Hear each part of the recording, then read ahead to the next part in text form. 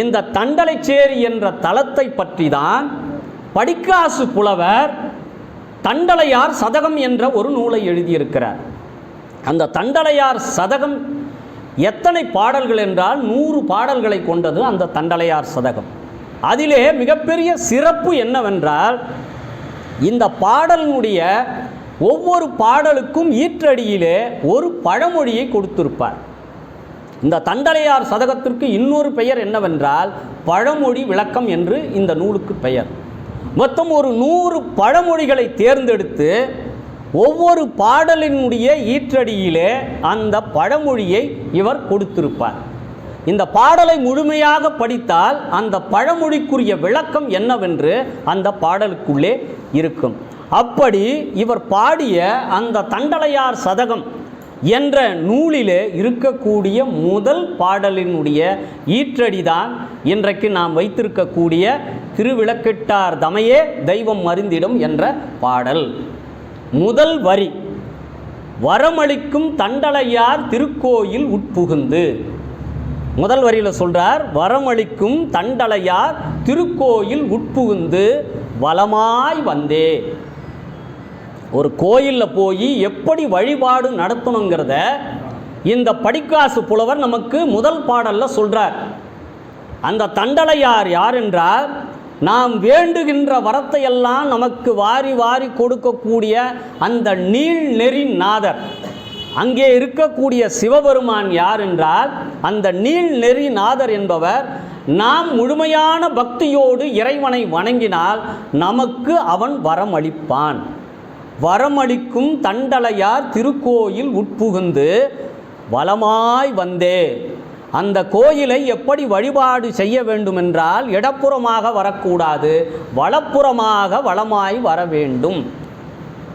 அப்படி வலமாய் வந்தீங்கன்னா என்ன செய்யணும் அப்படின்னா, ஒரு விளக்காகிலும் அந்த கோயிலுக்கு போனோம்னா ஒரு விளக்காவது நாம் அங்கே ஏற்றணும். அந்த ஒரு விளக்கு கூட எதில் இருக்கணும்னா பசு நெய்யினால். பொதுவாக நாம் இன்றைக்கி கோயிலுக்கு போனால் என்ன பண்ணுறோம்னா 5 வகையான எண்ணெய்களுடைய நம்ம தீபம் ஏற்றுறோம். பொதுவாக நம்முடைய தமிழர் மரபிலே ஆரம்ப காலத்திலே இறை வழிபாடு என்பது நெய் தான். நெய்யினால் தான் நாம் விளக்கேற்றணும்.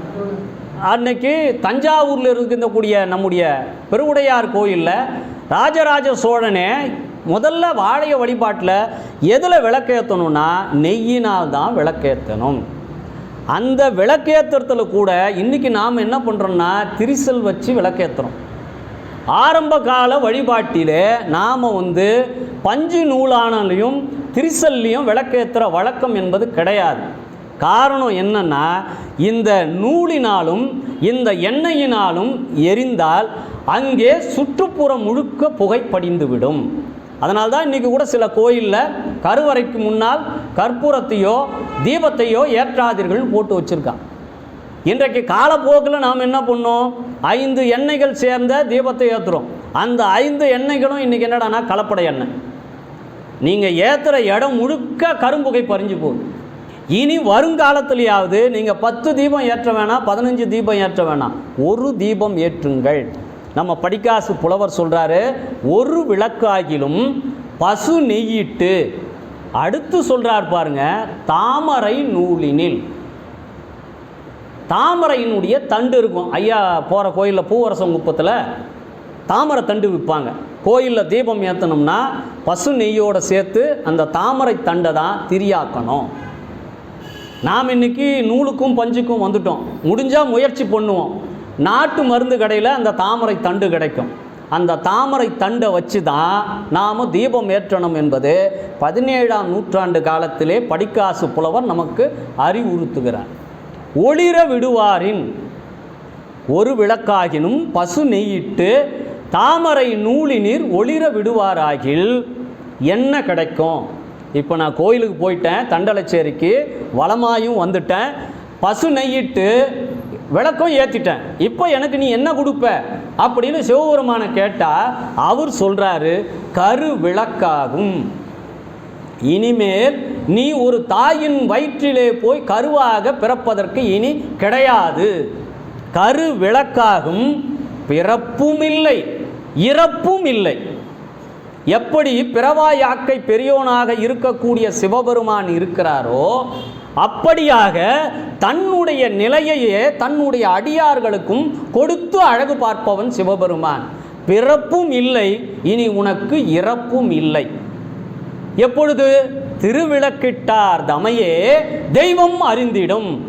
அந்த தண்டலைச்சேரி என்ற கோயிலில் போய் அவர் சொன்ன வழிப்படி நீ இறைவனை வணங்கி ஒரு விளக்கு இட்டனாவே போதும். திருவிளக்கிட்டார் தமையே தெய்வம் அறிந்திடும்.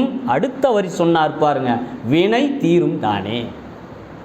இந்த ஒரு பாட்டுக்குள்ளே மொத்த சிவ தத்துவங்களையும், இந்த தலைப்பை நான் தேர்ந்தெடுத்ததுக்கே காரணம் என்னன்னா, நீங்கள் ஒட்டுமொத்த தேவாரத்தையும் ஒட்டுமொத்த திருவாசகத்தையும் 12 திருமுறைகளையும் படித்து உய்த்து உணர்ந்து என்ன கருத்தை உள்வாங்குவீர்களோ அத்தனை கருத்தையும் வழிபாட்டு முறையிலே ஒரு பாடலிலே நமக்கு படிக்காசு புலவர் உணர்த்தி இருக்கிறார்.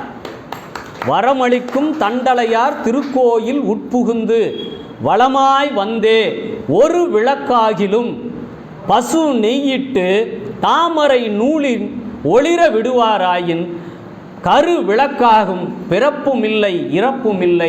திருவிளக்கிட்டார் தமையே தெய்வம் அறிந்திடும், வினை தீரும் தானே. ரொம்ப எளிதாக புரிஞ்சிச்சிங்களா?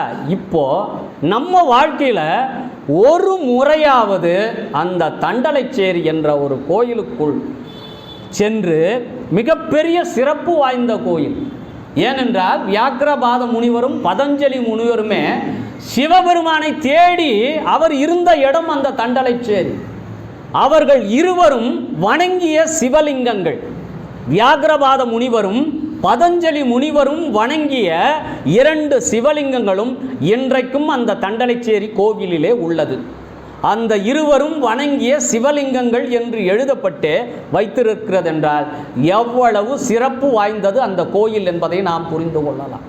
ஒரு புறம் கோச்செங்கட் சோழனுடைய தொழுநோய் நீக்கியது, இன்னொரு பக்கம் அறிவாட்டாய நாயனாருக்கு முக்தியை கொடுத்த தலம், இன்னொரு புறத்திலே படிக்காசு புலவர் என்பவரை இந்த தமிழ் உலகத்திற்கு சிவபெருமான் கொடுத்த இடம் எதுவென்றால் அந்த தண்டலையார் சதகம் என்ற நூலை எழுதியதால். முதல் பாடல் வரி திருவிளக்கிட்டார் தமையே தெய்வம் அறிந்திடும்.